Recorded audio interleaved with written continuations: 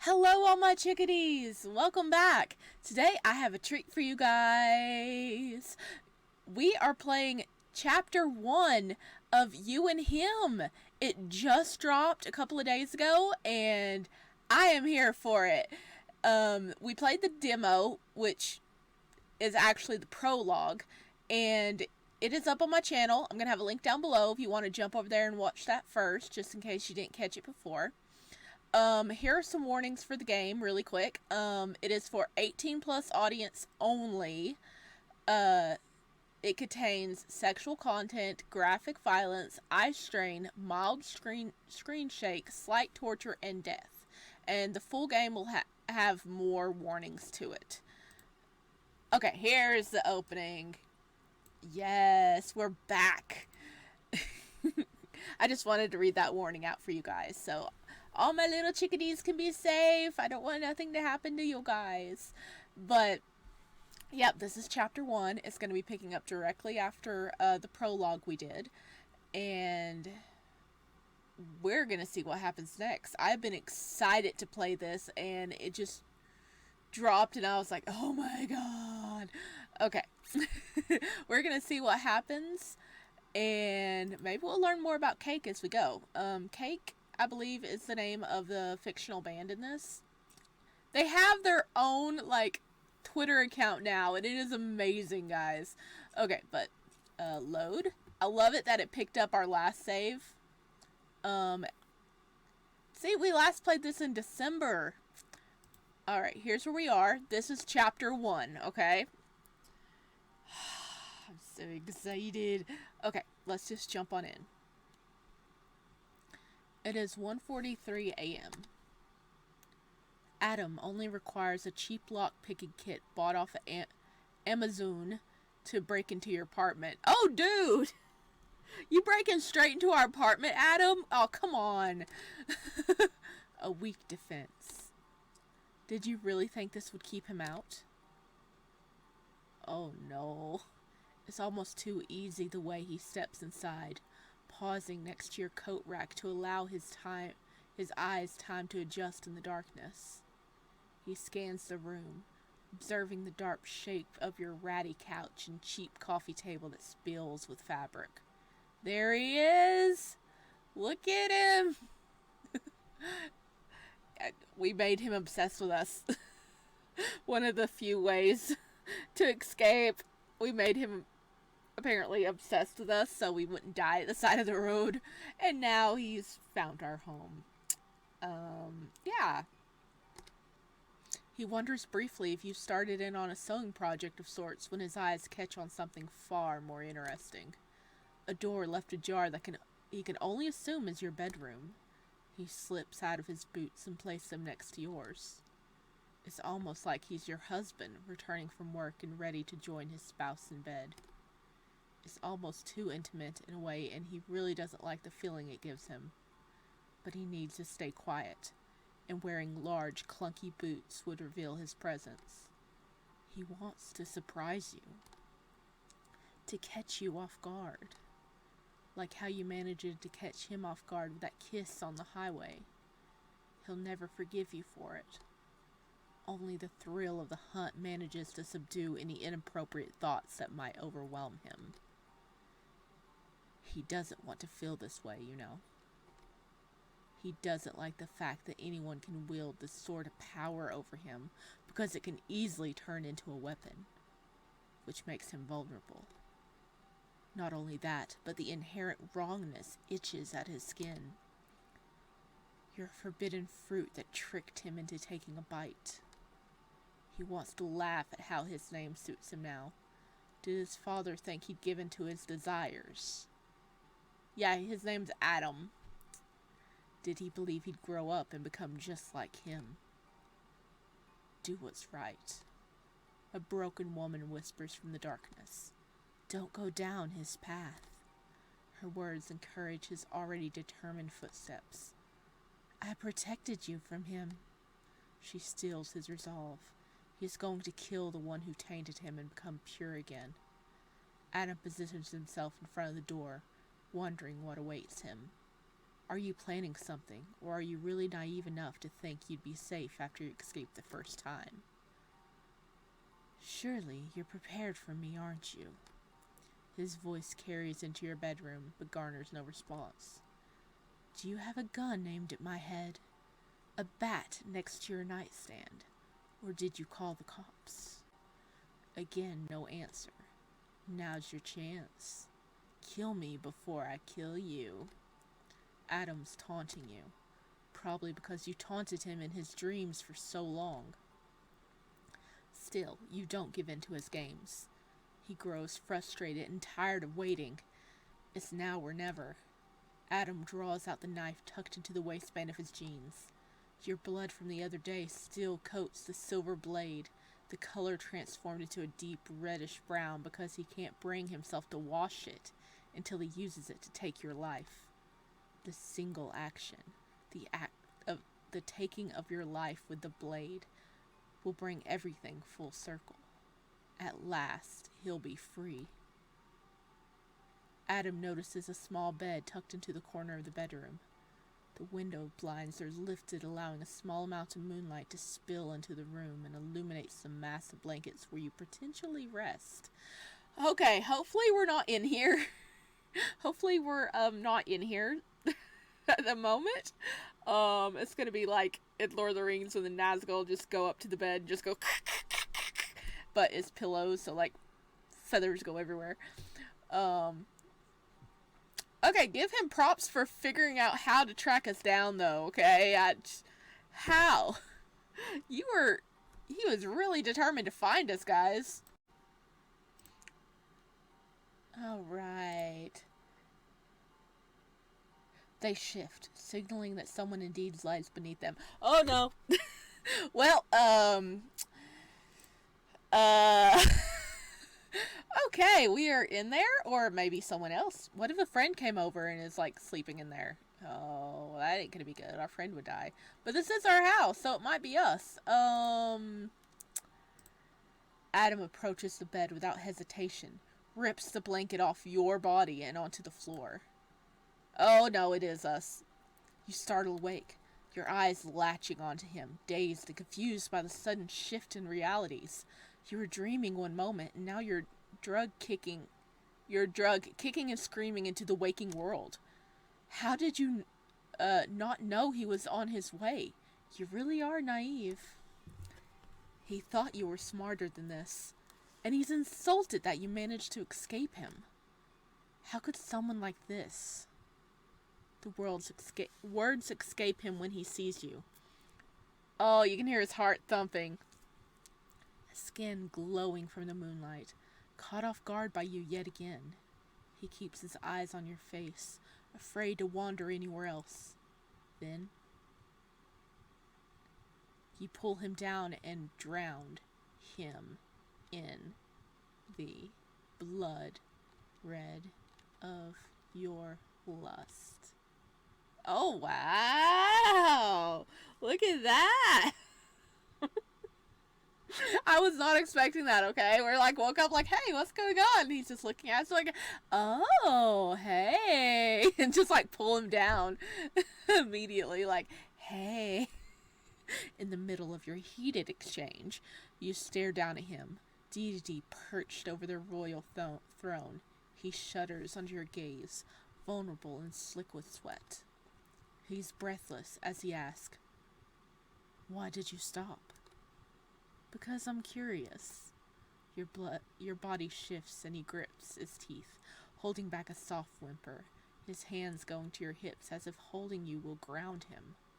A smirk tugs at the corner of your lips. Do you like this? Do you like what I'm doing to you? Adam nods. Yes. God, yes. He's never felt so good in his fucking life. Adam swallows thickly, eyelashes fluttering, unable to concentrate but forcing himself to pay attention to your next words. Do you want me? Adam answers before he can even think about what he's saying. Yes. How much do you want me? More than fucking anything. One last question. Finally, do you still want to kill me? Adam stares up at you. Yes. Yes, of course he does. Killing you means he's done his job and can sleep peacefully at night, knowing you'll no longer hurt the people around you. He opens his mouth, then closes it. Yes. Just say yes. He tries again and fails miserably. You continue staring at him, patient while you wait for your answer, your body still hovering over his. Maybe he just doesn't want you to stop. Is that it? Like he's afraid you'll stop making him feel good for giving what's obviously the wrong answer. But no, that's not it either. As soon as you touch him, the burning still exists within him. That's a fact. It always will. That the burning's transformed into something else. Something that ignites whenever you touch his skin. The mattress begins sinking inward under Adam's weight. He doesn't have the moment to process what's happening before the bed swallows him whole. Adam finds himself suffocating in darkness. He tries clawing around him, but his body remains immobile. Then, he's falling, and all of a sudden hits solid ground. When he manages to pick himself up, he finds himself stuck in the middle of a kitchen, and he's dressed in his old Sunday best. Oh, he was dreaming! I was like, why are we like so far in this all the way? It was just like, boom, and like in it. And I was like, what? I was a little caught off guard, but oh my god, Adam was dreaming this. He was dreaming being able to like see us and what would happen. Oh my gosh. He's dreaming of us. He's like, I'm gonna go kill them. And then he gets there and he's like, well, maybe I'll do something else to them. But do I still want to kill them? Oh my god, that was cool. That was cool. I like how it caught us off guard.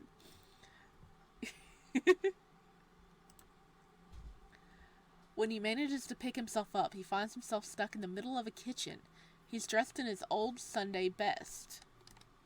He studies the room. From the aging rose wallpaper to the collection of colorful magnets used to pin up a child's drawing on the fridge, Adam knows exactly where he stands. Wait, is he still dreaming? Is this just one of those dreams that like fades into another dream? A soft dripping sound catches his attention. His eyes drift over to the source. Off to his left, where a small square kitchen table with 3 wooden chairs rest. Each chair is given a hand-stitched cushion to soften the otherwise uncomfortable sitting arrangement. A white tablecloth covers the table with the exceptions of scarlet red drops splashed here and there. A yellow piece of parchment rests in the center. Frantic black letters bleed through the paper as if the author was running out of time and scribbled down what they could. Oh, he's crying now! Oh no!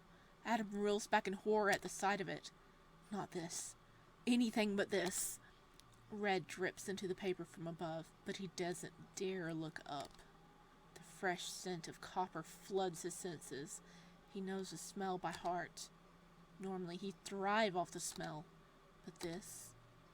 His legs give out and he digs his palms until his eyes so hard that he sees stars in the darkness. He can't look up. He refuses to see it a second time. Someone hums next to his ear. He flinches away, still refusing to drop his hands. But the person persists. You don't want to face me. When he refuses to answer, the humming switches to his other ear, and then the singer asks a second question. Can't even look to see how deeply you've hurt me. Clawed fingers try dragging his hands away from his eyes. Oh! Yeah, he is definitely having a nightmare.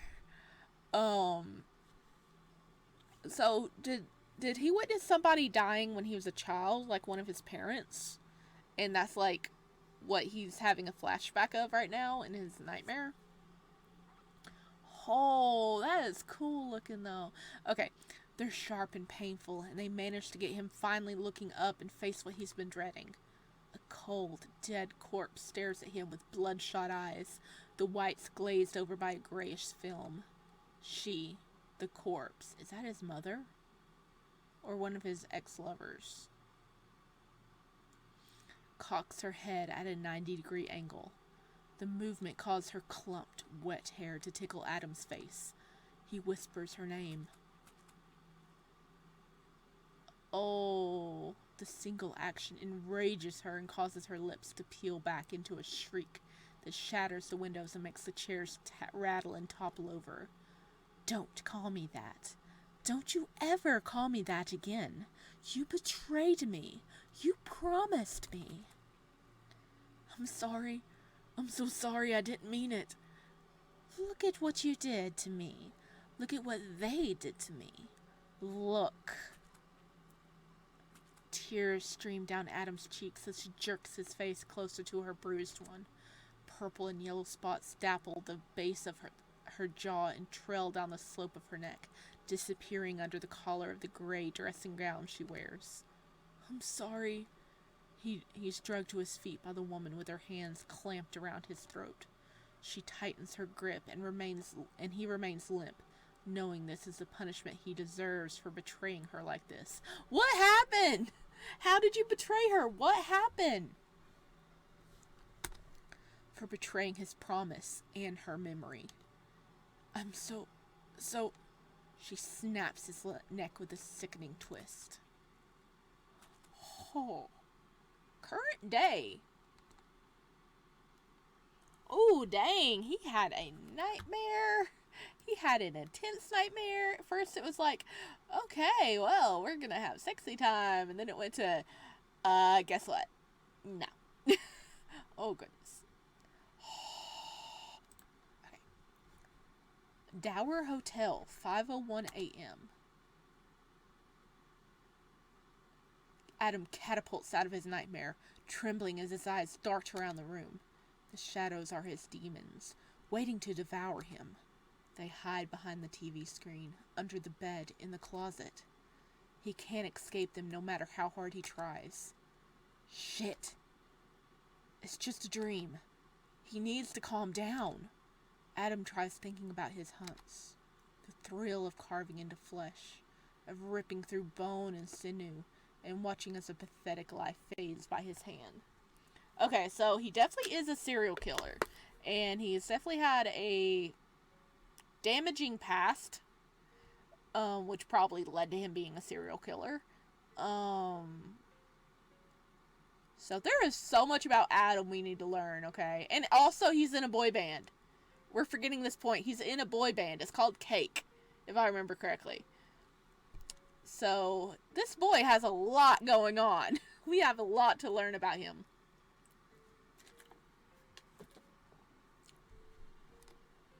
But then, that corpse's face flashes behind his eyelids, and he can't calm down. Then, you appear. A deep, seething anger rises within him. He grabs a hold of it.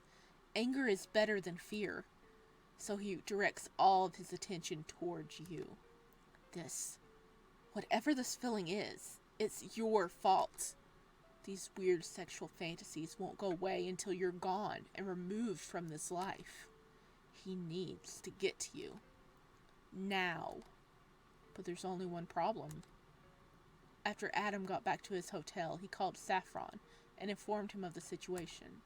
Saffron, in typical fashion, took the ordeal in stride and offered to keep an eye out for you. Who's Saffron? Is that a bandmate?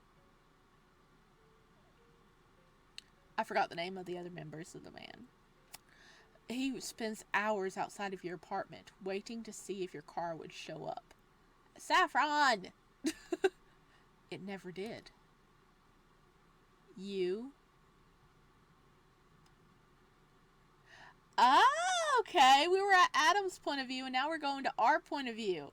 We're in Park Bend, Arizona, 8 a.m. Ah, okay, I like this. Okay.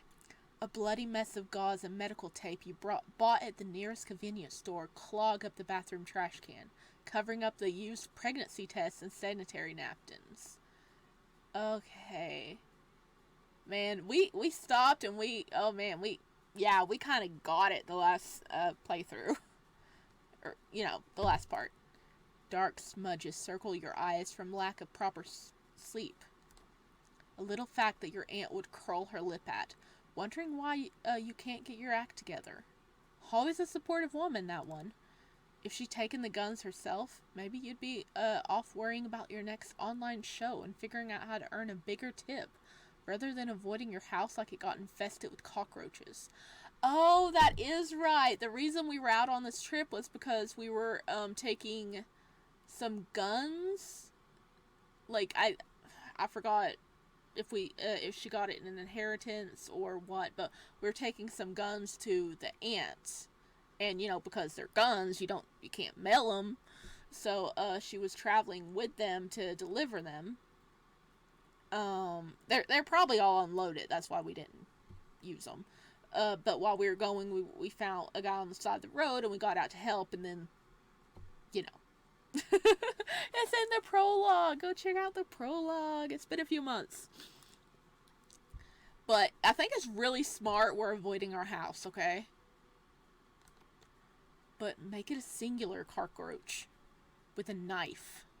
You stare at yourself in the bathroom mirror, fighting exhaustion tooth and nail, gripping the edges of the sink to remain upright.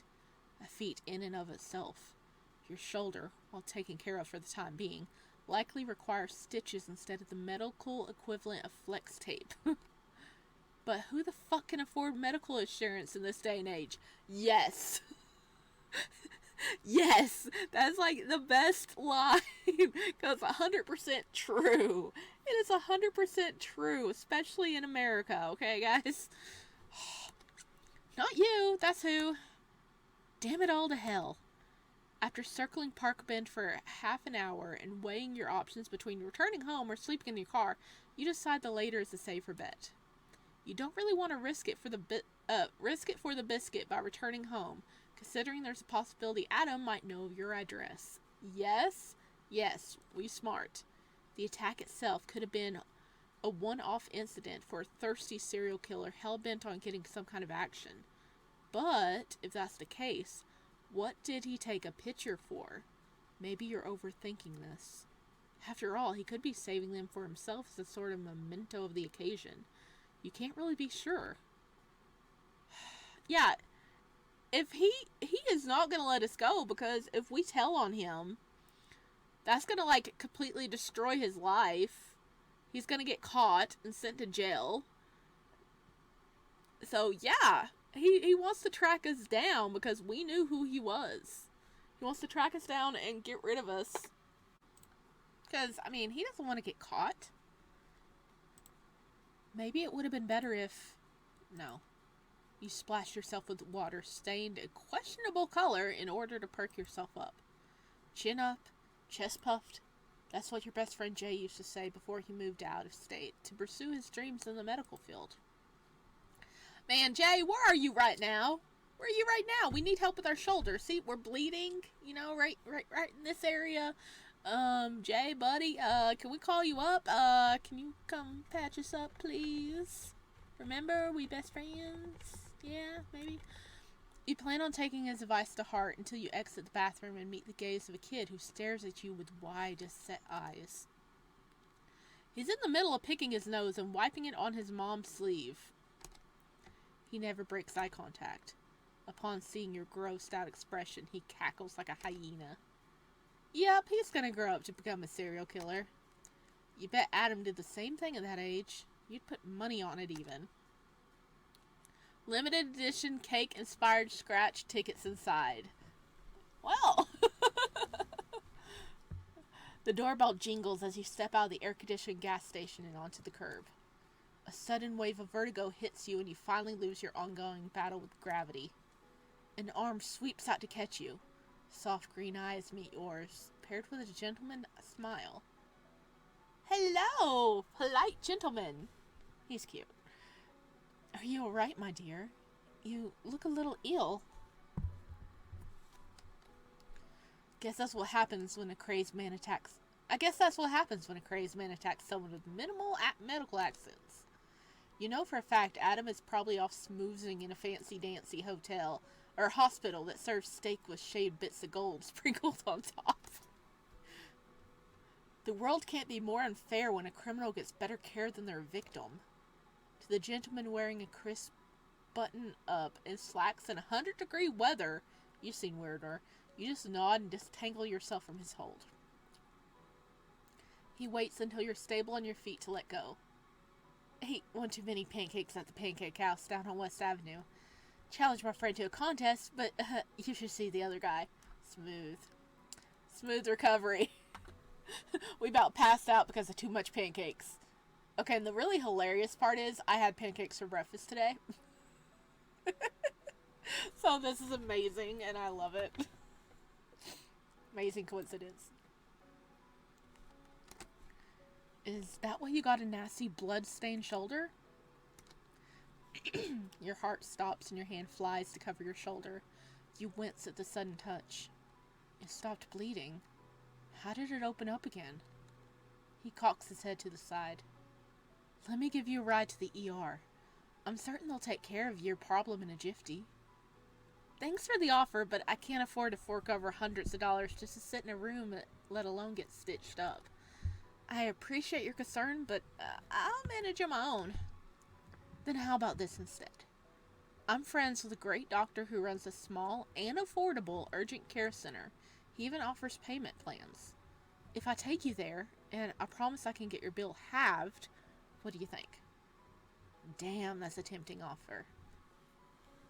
It is a tempting offer because the last thing we need is to get an infection in our wound. That would be bad. But one question lingers in your mind. What's in it for you? He adjusts the cufflink on his button-up. All I ask is for an entertaining conversation on the drive over. You provide me with that, and I consider it an equal exchange. So how about it? Oh, here's our first choice of the chapter. Nope, nope, nope, or sounds like a deal. Okay, well, you're gonna save. No, okay.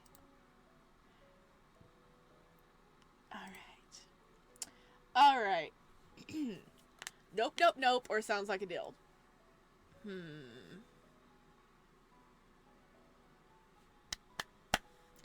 I kind of like getting, like, the bad ends first because they're shorter. And then we can continue with the real story. But at the same time, I don't know. If we do nope, nope, nope, does that mean we're gonna end up, like, getting sick? Okay, I'm gonna do nope, nope, nope, nope. Because we're suspicious of everybody. Hell to the no! Last time you let your guard down, you got stabbed, made out with aforementioned stabby asshole, and escaped by the skin of your teeth. You'll just take the name of the doctor and go. I'm good, thanks. I appreciate the offer, though. The man nods and digs into his front pocket of his suit before extending 2 business cards to you. The first belongs to the urgent care center. The second, you assume, belongs to him. Oh no! It's Saffron! Oh no! Oh no! We did good! Collision Industries. Saffron Albrick, talent manager. Oh my god, this is Adam's manager. Because remember he said he had Saffron looking after your thing. It's Saffron. Oh no! We escaped a bullet. We escaped a freaking bullet. Oh my gosh. Right. You've seen guys like this before, claiming they hold your ticket to fame, only to con you out of your rent money. You try handing his card back to him, but he holds up his hands, which are peppered with splotches of blood, probably from catching you earlier. The man, or rather Saffron, gives you an earnest smile. Feel free to call me in case you run into any trouble. Gotcha. Well, thanks again. I appreciate the help by any means. You listen out for the footsteps as you make your way towards your car. Nothing. And when you glance over your shoulder, he's on his phone, innocently texting someone or checking his social media or whatever. No, he is freaking talking to Adam and being like, I found them. I found them. I found them. Damn, you become paranoid. We need to be paranoid right now, okay? We crossed paths with a serial killer. We need to be paranoid. So if we would have gotten the car with him and accepted the ride, it would have been game over.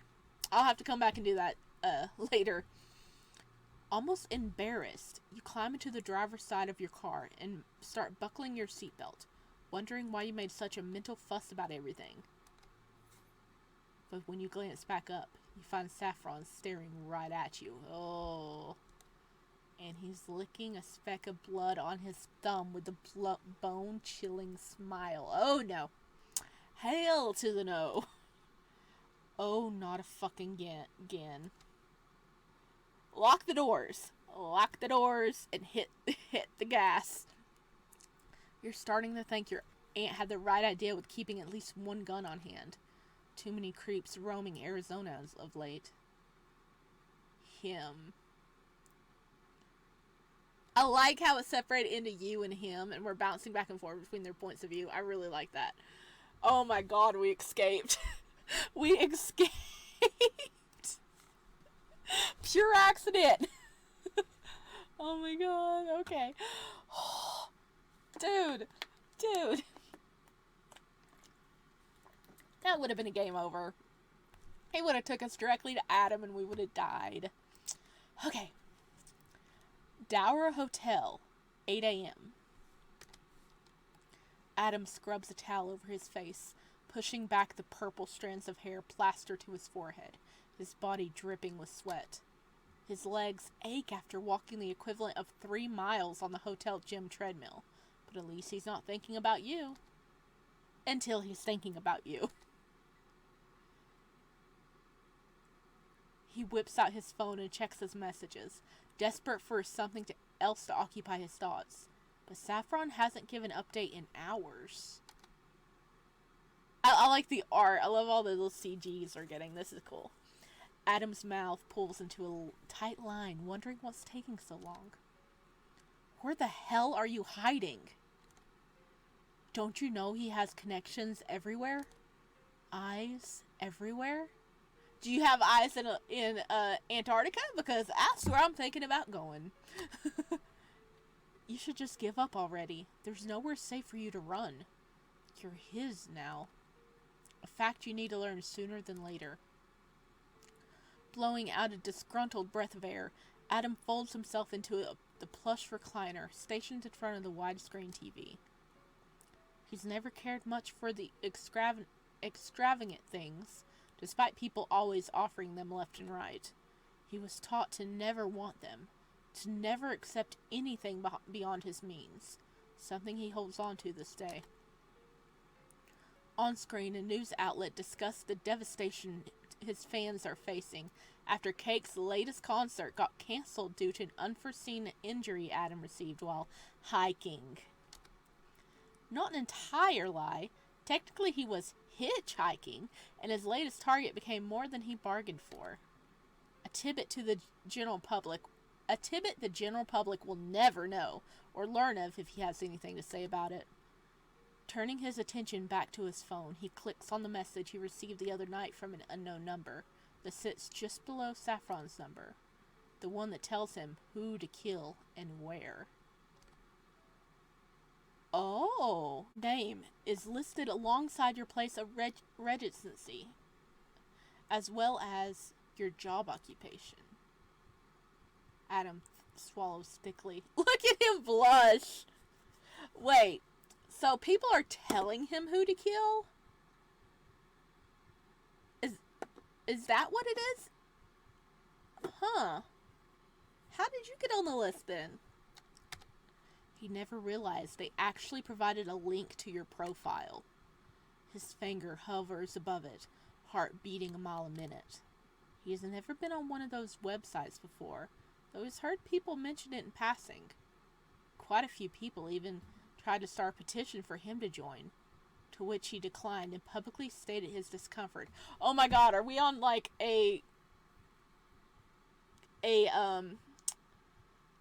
you know, an online entertainment sites. Adam's never shown off anything more than his naked torso, and those are typically for photo shoots. Beneath the belt is, and always has been, out of the question. His eyes dart back up to your name before he can stop himself. He clicks on the link. He's brought immediately to your page, which offers a little bio that describes who you are and the specifics of what you offer. Yours doesn't give away much other than the fact that you do scantily clad cosplays and where to find your other socials. Thousands of people follow your account, a fact that, for some reason, gets under his skin and eats away at him. He pushes away the feeling, trying to investigate with a clear mind rather than letting what he discovers feed any emotion. But still, the new feeling budding in his chest, coloring his world from black and white to a new array of hues with newfound vibrancy, are impossible to ignore. They burn like lit coals in his chest as he sees the ratings listed at the top of the page. And there's a lot of them. All 5-star reviews. All salivating over the custom service you gave them. What? Oh my god. I don't think this was listed. I don't remember this being told in the prologue. We have an interesting job, guys. And Adam is appreciating it. All interested in what lies underneath those clothes of yours. And you aren't even bothered by the fact. Maybe you even like it. God damn you. Without thinking and too absorbed in his thoughts, he scrolls downward until he lands on your videos.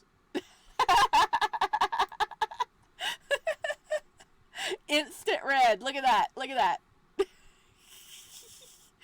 Instant red. Oh no. He almost snaps his phone in fucking half.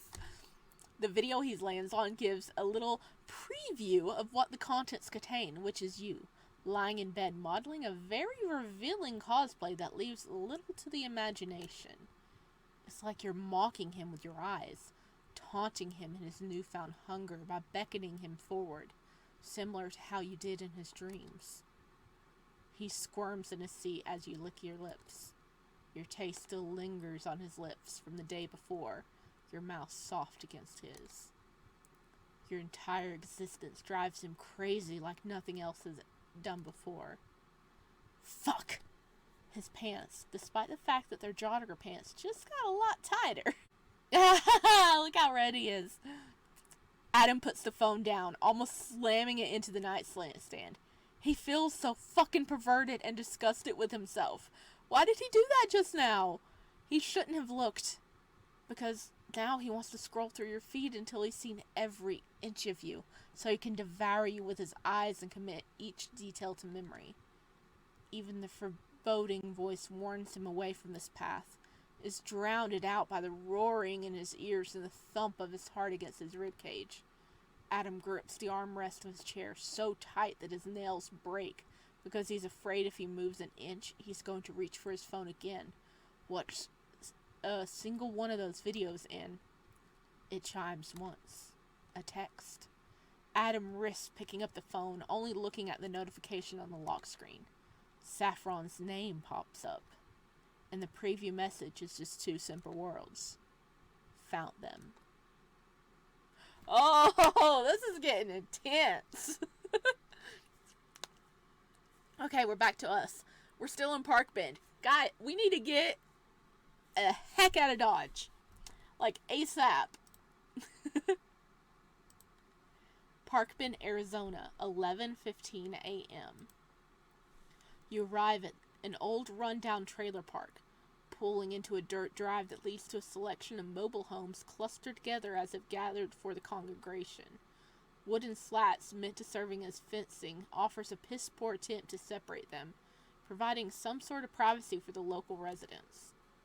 A few people chatter in the middle of the road and ignore you while you're forced to navigate around them.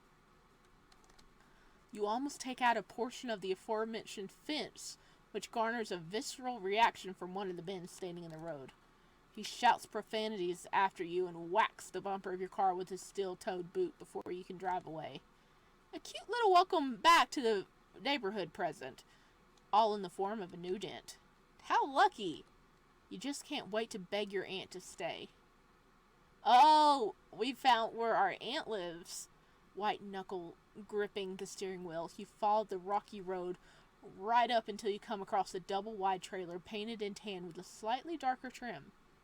The lawn is freshly trimmed, there's a lovely cactus garden growing, and that's not your stop. Nope, it's the teeny tiny trailer sitting next to the double-wide, where looking flamingos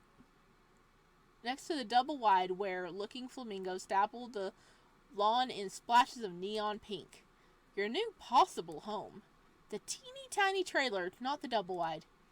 Again, you are oh so lucky. You really should start playing the lottery. Putting your car into a park right next to the potted plants is brown and withered. You step out and notice one of the blinds shifting as though someone bent to peer out of it, only to quickly pull away. You head for the front door, actively avoiding the middle step of the porch, which remains unfixed after it caved in 2 years back. You raise your hand and knock, but it opens before you can.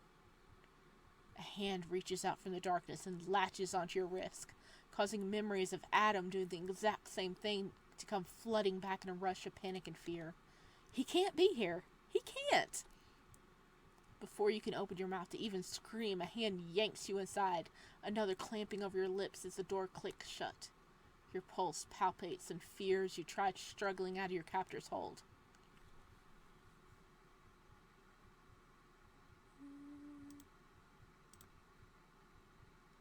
Is this our aunt? Is our aunt like...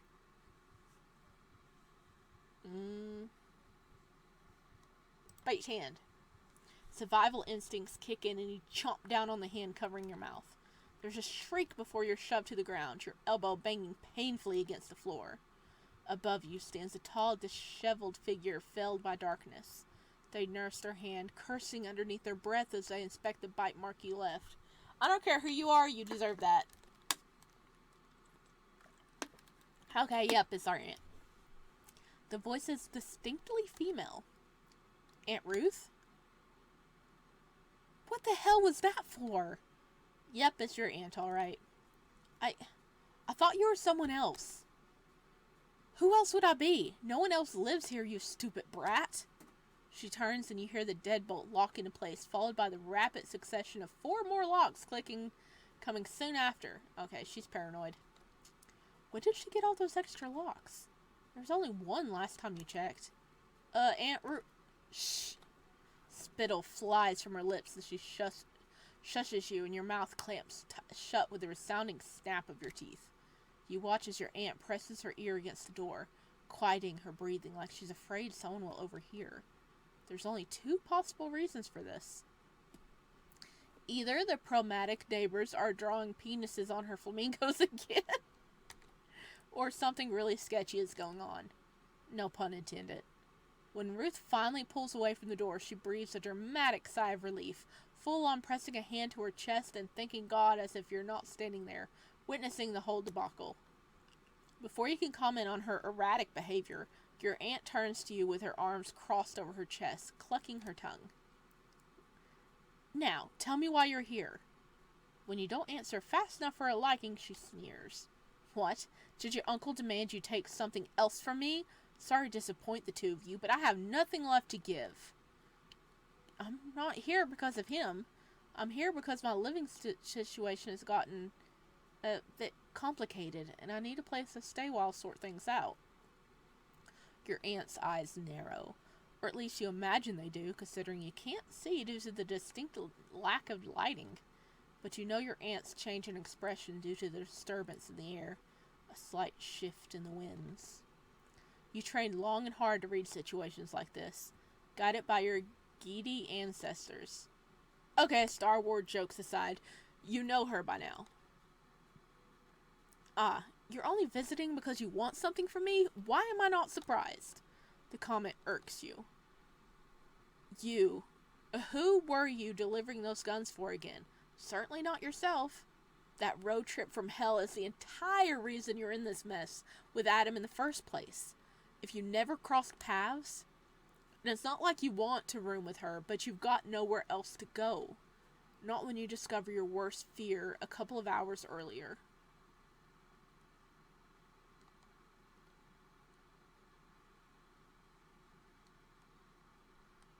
Okay, 2 hours earlier? So is this between the gas station and the aunt's house? Park Bend, Arizona, 2 hours earlier. After repairing your shoulder and taking a quick power nap in the front seat of your car, you find yourself sandwiched between booths at the Briar's Bar and Grill, nursing a glass of water with an empty plate in front of you. You are drawn in by the warm smells and the advertisement of cheap food. Searching your car for pocket change, you manage to scrounge up just enough in order to get something decent and moderately filling. The way your jaw unhinged when you dug into your meal kind of scared the waiter off. He hasn't asked to refill your glass, and every time you glance over at him, he looks a little pale. We scared him, opting to converse with other patrons instead. Not that you mind. As long as you're allowed to loiter while you come up with a plan, you don't mind the lack of service. Besides, after running into Adam and Saffron, conversing with normal people proves difficult. You struggle a bit, which is why your inner circle of friends remain far and few between. And now everyone is a potential threat, and in order to survive, you need to approach things carefully. This includes interacting with strangers. What you need is a friend, or family member you can trust. Someone who can help you while you try to decide if you're going to keep your apartment or skip town. A temporary place of refuge. Well, we can't keep our apartment. They know where I live.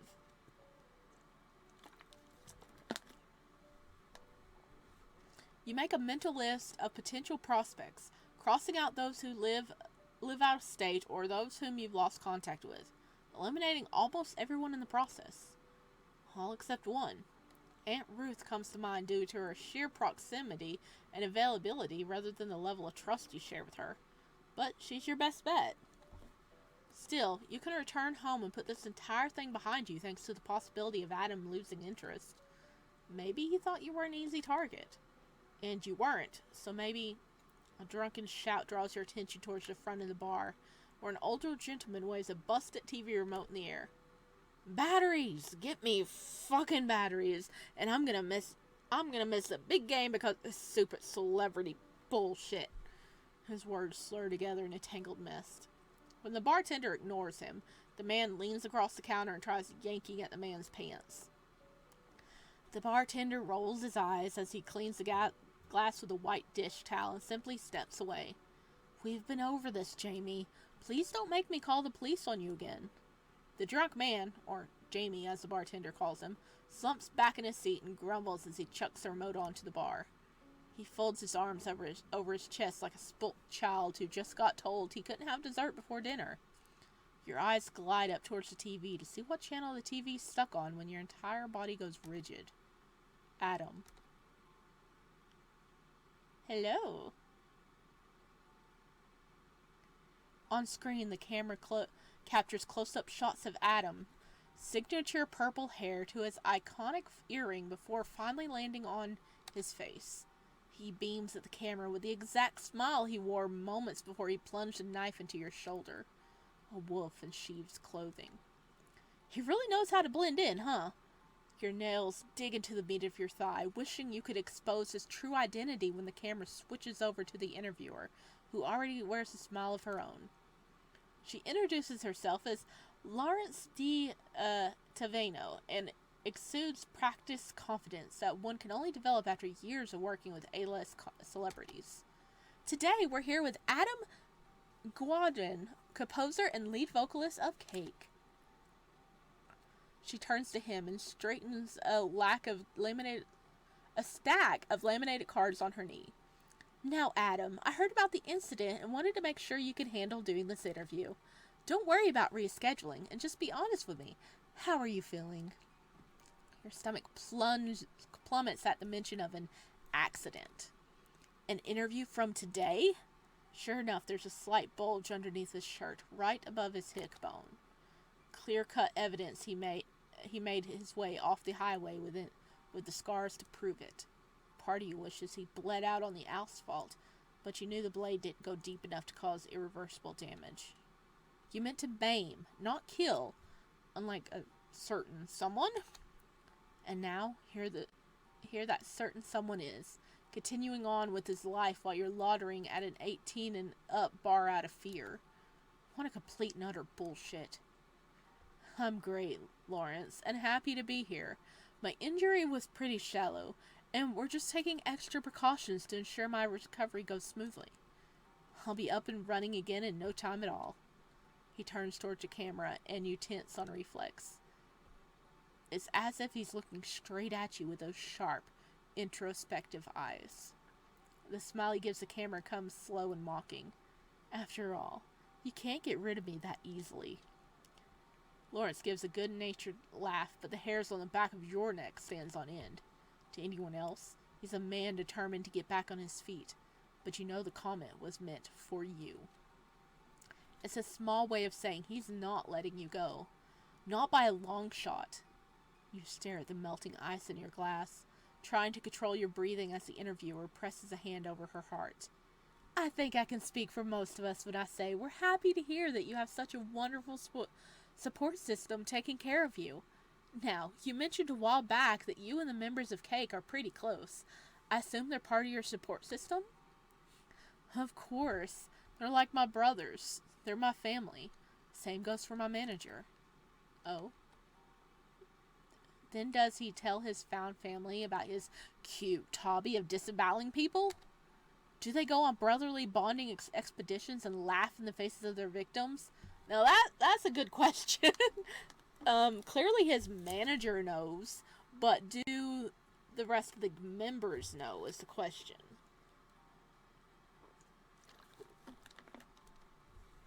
Are all the members of Cake just as messed up as their leader? Or, a better question yet, are they all looking for you, the lamb who managed to escape the slaughter? Panic rises in your throat. You pinch the bridge of your nose, close your eyes, and breathe deep as you hear the soft coos of the audience. You can't let him get the best of you. You'll get through this. And besides, what are the odds the rest of his band members... Sorry, brain fart. That says hand members. It's supposed to be band members. But I mean, that's nothing big. Know and participate in what he does. The chances are slim. You're okay. You're safe. He's probably the only person looking for you right now, and he's busy on live TV. You're fine. You glare back up at the screen with a newfound determination, and Lawrence smiles. Her severe features softened by the expression. I can tell. You and... I'm sorry, what was your manager's name again? Saffron. Adam leans back in his seat, crossing one long leg over the other, wearing the most radiant smile as he looks at the camera. Saffron Albrecht. Your heart stops for a moment. He did not just say Saffron. Not the same Saffron you ran into hours earlier. There's no fucking way he found you that easily. But your gut tells you he did. And now Saffron's card burns a hole through your pocket. Unable to ignore the facts any longer, you withdraw your wallet from your pocket and with shaking fingers, you pluck out the business card given to you hours earlier. Sure enough, embossed in white ink, Saffron's full name stares back at you. Saffron Albrecht. Saffron Albrecht, who works with Adam's band. Saffron Albrecht, who licked your blood off his fingers like it was a Gamer Gal bathwater. The same man who ran into you at the gas station, which is only a 10-minute drive from here. That Saffron Albrecht. Who knows what your car looks like and the license plate numbers. He saw you get in it. He watched as you drove away. You thought it was odd he didn't follow you. Maybe he did follow us. You were prepared for that because you thought he was just another creep. But now, you stand up so sharply you almost knock your table over as you frantically scramble out of the booth. This is bad. Really bad. There's no doubt that your meeting with Saffron wasn't just a big coincidence.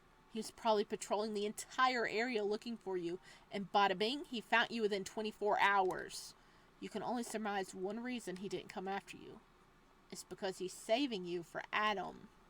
And once Adam finds out what area you're hiding yourself in, he's going to come for you.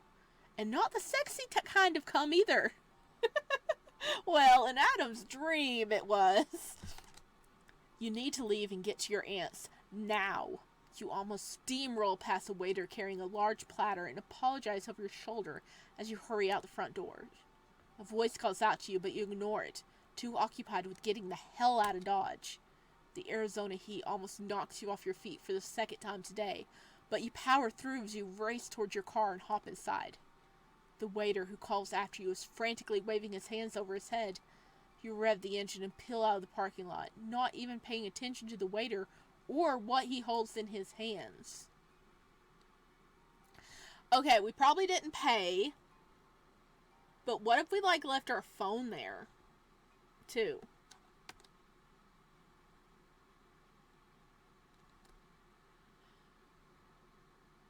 Okay, now we're back with the aunt. Park Bend, Arizona. Go home. I'm not here to run a charity case. Aunt Ruth's harsh words snap you out of your flashback. They're clipped, leaving zero room for debate as she rifles through the nearby cupboard. There's a bunch of liquor inside. Vodka, rum, moonshine even. A good portion of them are half drained, and your aunt scratches her head, muttering to herself. When she notices you watching, she slams the cupboard shut. Go on, leave! I told you you're not welcome here. Now get! From the set of her jaw to the outward jut of her hips, you can tell she's 2.2 seconds from going off. She's a stubborn woman with a southern grit and a nasty attitude to boot. But there's one thing you know about her, and it's her weakness for free manual labor. The entire reason she claimed to have married your uncle was because he took over the housework and paid the bills. A bona fide user, but you need to barter with her for a safe place to stay. Your eyes drift towards the sink, clustered with grimy dishes and cups filled with souring milk. Ugh. I can smell it from here, guys. Ugh. They tower like a fragile stack of cards ready to blow. You pick up a fork with dried flecks of something on the tines and wave it around. I'll take care of any and all chores if you let me stay. Her lips twist like she just sucked on a moldy lemon, but her jaw loosens and her initial stubbornness recedes. And grocery runs? Done and done. She hesitates, but clearly it's just for show because she wants you to think she's doing you the world's biggest favor. Then, fine, but if you slack off, I'll boot your ass out back where the little old Laverne sleeps. Laverne's a cactus. She's talking about a cactus. Won't be a problem. Aunt Ruth glances at her cabinet filled with the devil's juice, a code name she and your uncle called the liquor in front of you when you were a kid. When you asked for some at the tender age of 9, your uncle gave you normal juice instead and tinged it with red food coloring. Then your aunt threw a fit after she found out he gave you the last cup. Her temper tantrum lasts for 4 days. Oh my gosh. Yeah, an adult woman rampaging about juice. There's a reason your uncle's your favorite relative, despite not being blood related to you. Aunt Ruth opens the cupboard once more. While she's busy, you replace your fork with a sharp knife and hide it in your pants, despite the fact it's dirty. Better to be prepared if you're going out again. Then make yourself useful and get me a carton of orange juice for my vodka and 3 scratch tickets, the $5 ones. She locates her purse and hands you 2 crumpled $20 bills. If there's anything left over, get some paper plates. You got it. You're about reach for the door, but as quick as a whip, she's already ahead of you and unlatching all the locks. You don't even have time to think as you're ushered outside and tossed into the porch. A door slams behind you, followed by a lock snapping into place. You look at the money in your hands and reach for your back pocket where your wallet should be. Only, it's not there. We left our wallet! Oh, we did get out the wallet to look at the card, but we left the frickin' wallet. Dang it.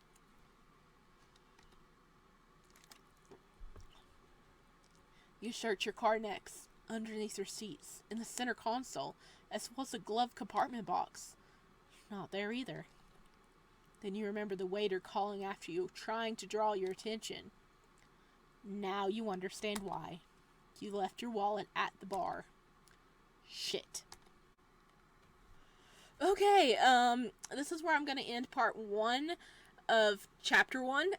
There's going to be a part 2, so look out for that. It should be up in a few days' time. And we're going to see what happens. Like, are we going to get our wallet back, or is Adam already there? Because surely Saffron is keeping tabs on us, right? Right? And oh no, and our aunt is so horrible.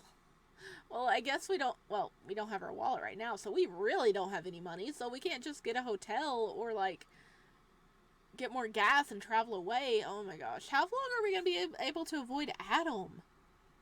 Oh man. Anyway, let me know down below what you've thought of this chapter 1 so far, and I will see you next time. Bye!